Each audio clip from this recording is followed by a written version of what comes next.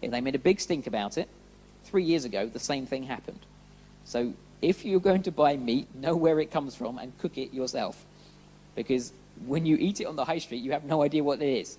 As we already found out with the horse meat scandal, you might think it's beef and it might not be.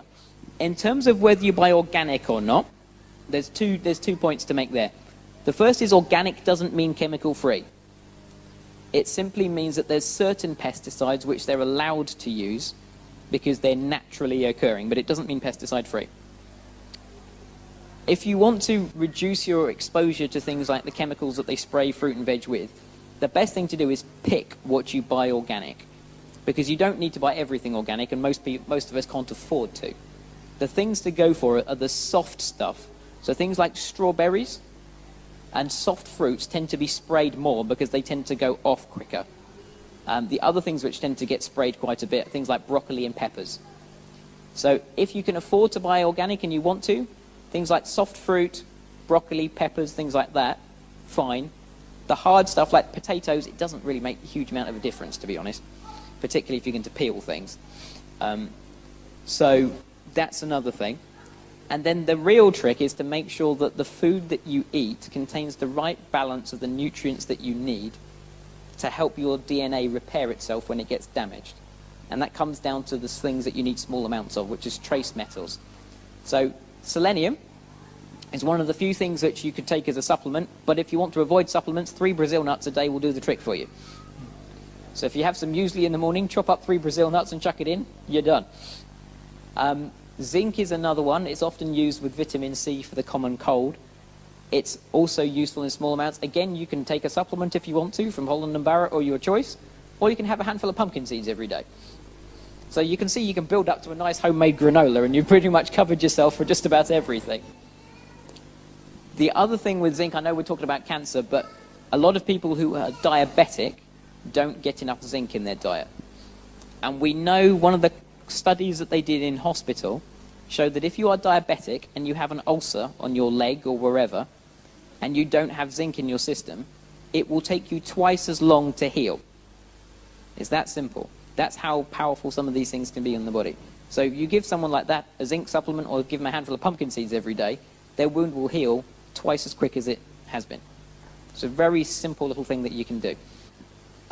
Just a quick word about red meat. Red meat, I would simply say, if you eat meat, try and avoid red meat like the plague. For 2 reasons. There's 2 things in red meat which are bad for your system. One is blood, and the other is a protein in the red meat called myoglobin. All of our muscles have protein in there. It's what makes it muscle, essentially. But those 2 things do 2 things. They irritate the bowel, and they cause damage to your DNA. So the worst possible thing from a cancer risk point of view is to go to a barbecue and have undercooked red meat. Because A, you'll get food poisoning, and B, you're choking up your cancer risk as you go through, particularly if it's barbecued, because it's burnt, and then you add all the stuff in from the burnt stuff as well. They did a study in the UK looking at how much meat people should eat to avoid getting anemic. And what they said is you need about 70 grams of red meat a day to avoid getting anemic. This assumes that you get iron from your meat. There's other places you can get it from, but that's the assumption. The problem with that is nobody eats 70 grams a day. If you have 3 slices of roast beef, that's 90 grams straight off. If you have a cooked English breakfast, that's nearly double the amount you need. That's 130 grams. 1 small burger is the maximum amount of red meat per day you need. 1. So if you go to Mackie D's, you're talking about 2 or 3 burgers lots of the time. If you have a kebab, you're talking about 2 to 3 times the amount that you need to prevent yourself getting anemic. But what they did find, that is if you eat half the recommended amount per day to get enough iron in your diet, you've just doubled your risk of getting colon cancer. That's eating half the recommended amount per day. So the basic message from that is you need to get your iron from somewhere other than red meat. Things that protect your body from getting cancer. Fiber. The average intake of fiber per day is 16 grams a day. To prevent your risk of cancer, you need 25 grams. So you can see we're not doing very well. Getting the right amount of dietary fiber will also halve your risk of getting colon cancer. Little story.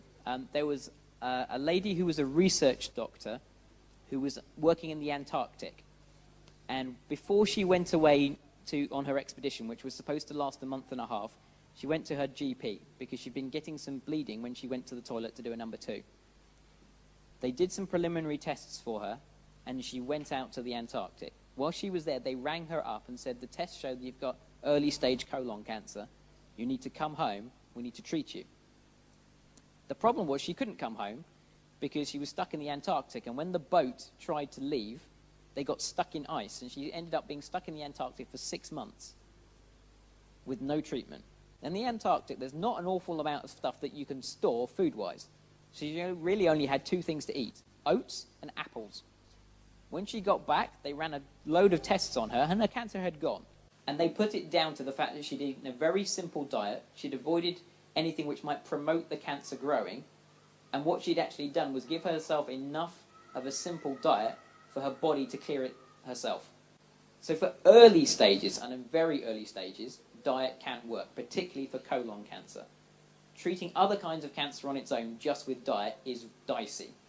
So you need proper advice if you're going to try it. Vitamin D and calcium, which Christiana's going to talk to a little bit more in a moment. Deficiency of vitamin D or calcium increases your risk of all kinds of cancers.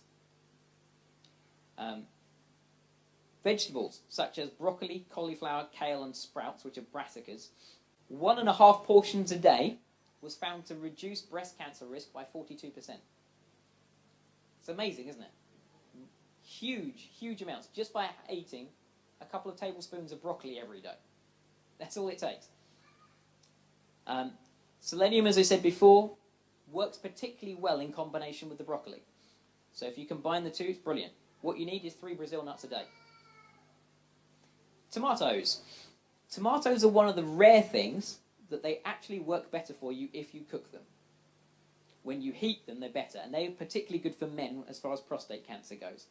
There's a chemical in there called lycopene, which reduces the rate of getting prostate cancer quite substantially. So ketchup is actually, this is one of the few things that ketchup is good for. Ketchup is good for prostate cancer, but you'd have to have a hell of a lot of it. So basically cook some tomatoes instead and use that.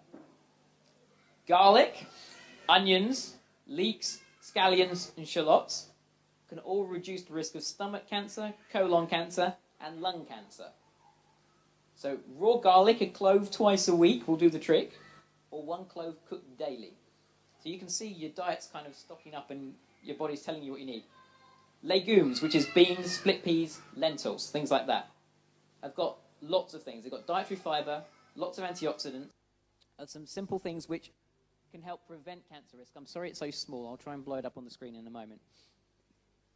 Things that protect your body from getting cancer. Fibre. The average intake of fibre per day is 16 grams a day. To prevent your risk of cancer, you need 25 grams. So you can see we're not doing very well. Getting the right amount of dietary fibre will also halve your risk of getting colon cancer. Vitamin D and calcium, which Christiana's going to talk to a little bit more in a moment. Deficiency of vitamin D or calcium increases your risk of all kinds of cancers.